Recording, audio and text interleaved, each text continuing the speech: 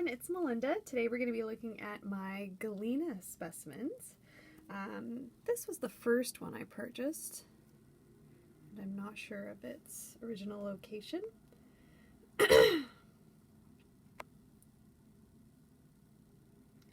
This is Galena, and what we have here, some chalcopyrite. So sometimes Galena is called lead glance, and it's actually the natural mineral form for lead sulfide. And it's one of the most important ores of lead and also an important source of silver as well. It has a very unique structure. Sometimes I've seen people confuse it with pyrite, but it really, if you have a really close look at it, it's much more silvery, first of all. Very, very reflective, possibly because of its silver content. Silver is the most reflective of the metals. But it also has this almost like etching type, flaky type structure to it. And it's not flaky, it's not like you know, like a mica or something, but it just gives off that impression, I think. Look. Gorgeous. It's actually been mined as a main ore of lead since the ancient times, as early as 3000 BC. And because of its somewhat low melting point, it was easy to liberate by smelting, so it was used, you know, in those ancient times. And it's often found in ore veins with sphalerite, pyrite, and chalcopyrite, so it's not surprising that there's chalcopyrite. And you can even see some of the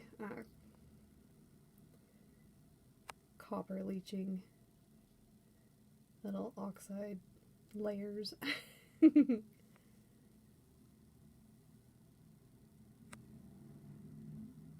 that gorgeous?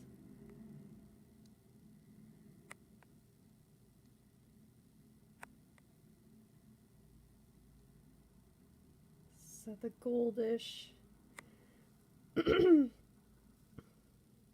there's also like some shiny, tiny bits of shiny blue, shiny reddish coppery colors.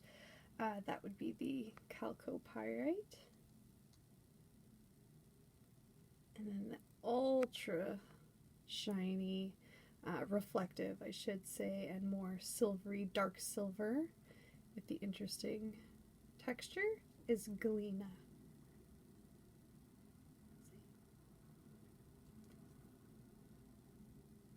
Isn't that just stunning?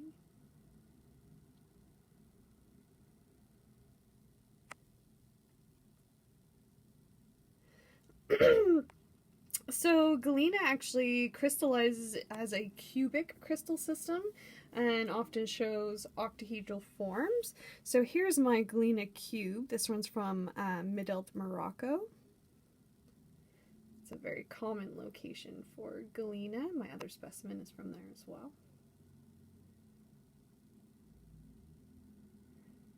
So you can see very clearly the difference between this and a pyrite cube. Highly reflective. It's got that checkered kind of texture on the sides. Almost looks as if it could flake, but it's not flaky. And it's, like I said, it's more of a dark silver rather than like a iron pyrite, like fool's gold kind of look. Isn't that just stunning? So like I said earlier, it is an important source of silver. Some deposits of Galena contain 1 to 2% silver in their makeup. Isn't that stunning? Oh, just absolutely love it. One of the oldest uses of Galena was in the eye cosmetic kohl, K-O-H-L. It was used in ancient Egypt. You probably remember. They applied that around their eyes to reduce glare of the desert sun and to repel flies, and both were, you know, problematic and potential sources of disease. it is definitely not a good idea to powderize galena and put that around your eyes. But the ancients didn't know everything we know, right?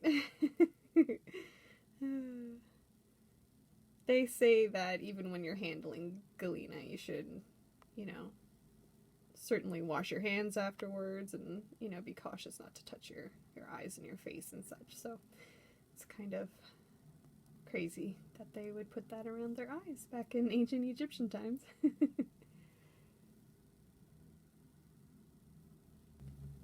So my next specimen is also from Medelt, Morocco.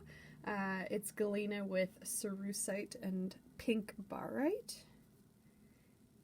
And the galena is the dark, shiny, sparkly, dark silver kind of matrix of the other crystals. I'll show you the underneath quickly. Interesting, right?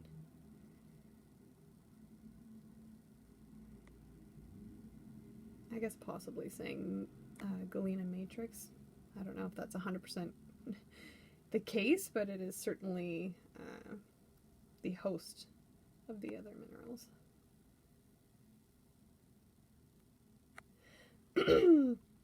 So like I said, the pink blades are barite, and I actually did a video on barite, so if you're interested in learning a little bit more about that, this specimen is actually in the video, and I go into a little bit more detail about the different structures of barite and so on. Definitely check out my page or my group where I have them all posted if you're interested. I don't have any other specimens of cerussite, and it is very much a galena stone, so I thought I might just go over a few, little pointers about it while I have it here. It's also a lead carbonate mineral, and it's usually found in the oxidized zones of lead ore deposits. It's a very common weathering product of galena and other lead ore minerals, so as galena weathers, these cerussite crystals form on it. Totally mind-blowing. I just love that.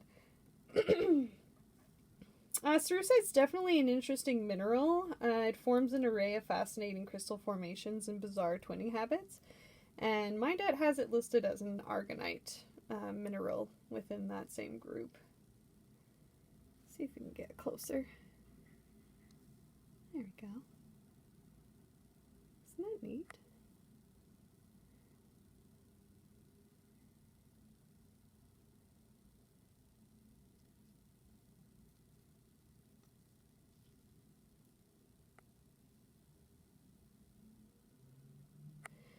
Other uses for galena, it's used in green glaze that's applied to pottery, and it's also used as a semiconductor found in early wireless communication systems, and was also used as the crystal in crystal radio receivers.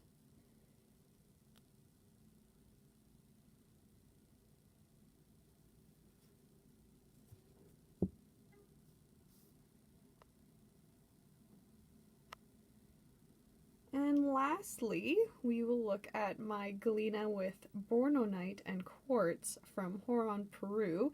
It's actually, I believe it's actually Huaron. There's an A in there somewhere. I think I misspelled that. But here's the beautiful specimen.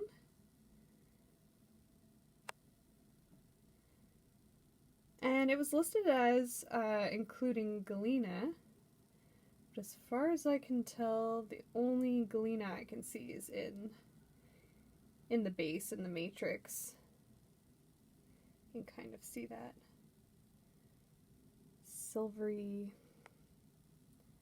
squares, rather than the bluish metal is the bornonite.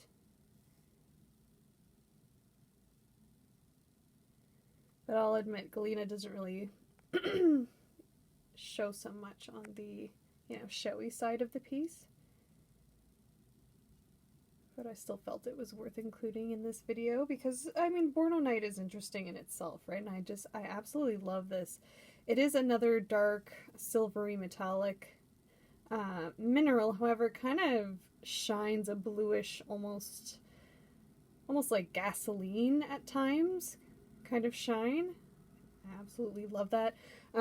It's also known as cogwheel ore because of its formation, and I gotta say I love that too.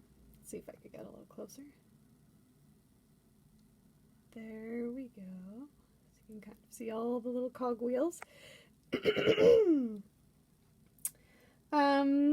Yeah, so that nickname is due to the unique twinning habit where crystals form in a rough cruciform form with pitted, deeply striated edges, looking like little cogwheels.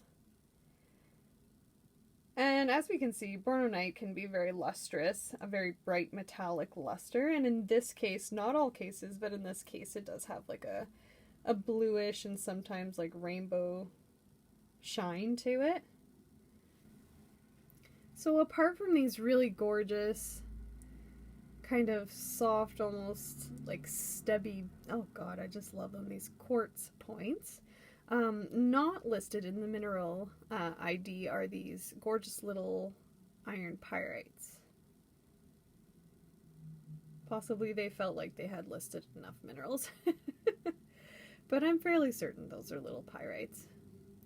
If you know otherwise, definitely feel free to let me know. But knowing the mining location and having seen other specimens, it seems appropriate to think those are pyrite.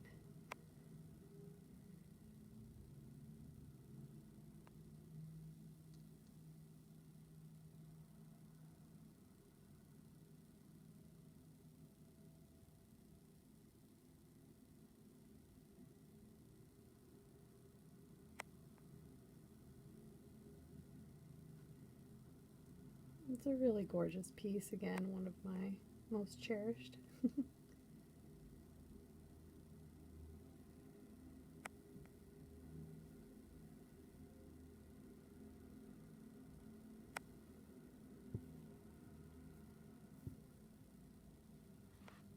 Alright, there we have it. My Galena specimens. I hope you found that as interesting as I did.